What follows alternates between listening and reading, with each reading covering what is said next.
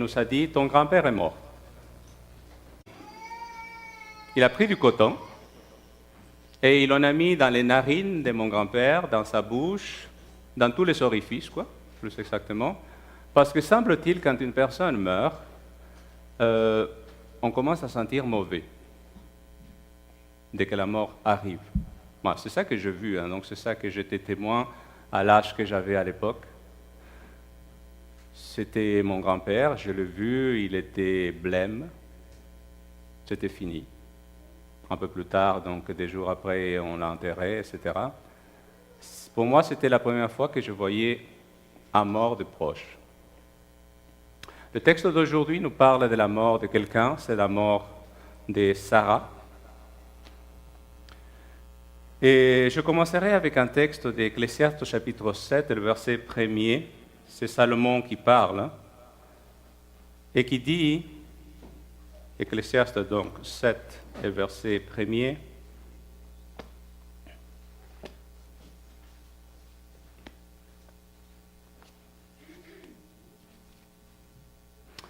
une bonne réputation vaut mieux qu'un bon parfum, et le jour de la mort que le jour de la naissance.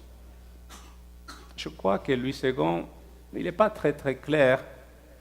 Pourquoi? Parce que, parce qu'il dit le jour de la mort est meilleur que le jour de la naissance. Je ne crois pas que Salomon veut dire cela vraiment, parce que c'est une seule phrase dans l'hébreu.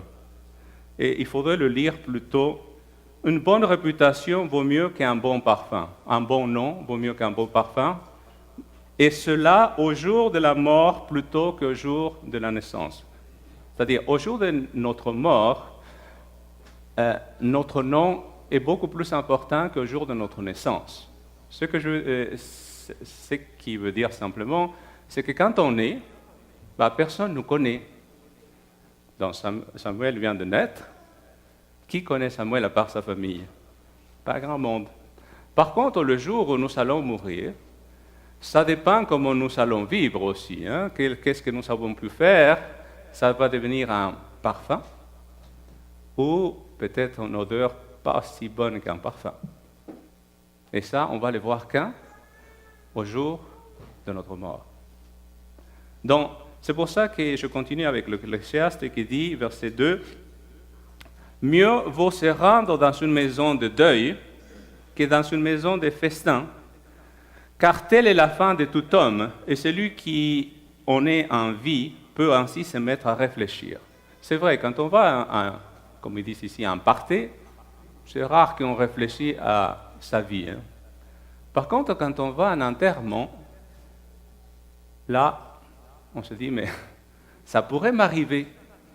C'est une possibilité parce que d'une chose, on est certain, on va mourir.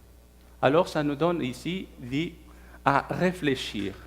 Verset 3, « Mieux vaut le chagrin que le rire, car malgré un visage triste, le cœur peut être content. » Peut-être on pleure la mort de quelqu'un, mais peut-être que cette personne a souffert pendant longtemps, et pour nous, c'est une sorte de délivrance. Enfin, il se repose, il ne souffle plus. Donc, je reviens donc à l'histoire d'Abraham. Le texte dit que Sarah mourut, elle a 127 ans. C'est un bon âge. C'est la durée de sa vie. Elle mourut à Kirjat Arba, c'est-à-dire Hébron, dans le pays des Canaan. Abraham va mener deuil sur Sarah et elle la pleura. Plusieurs détails ici. Premièrement, je pense que vous le savez, Sarah, est-ce que quelqu'un sait qu'est-ce qui veut dire le mot Sarah, le nom Sarah?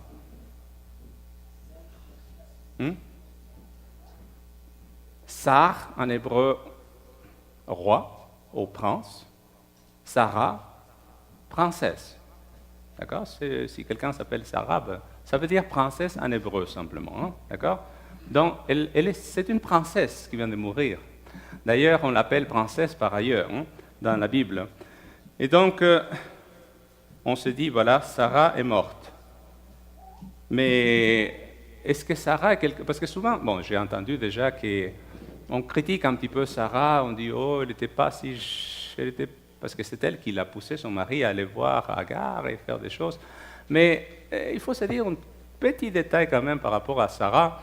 Si le jour où Dieu avait appelé Abraham, là-bas à Ur de Chaldéens, Sarah aurait dit, Abraham, tu peux partir, mais moi, je reste.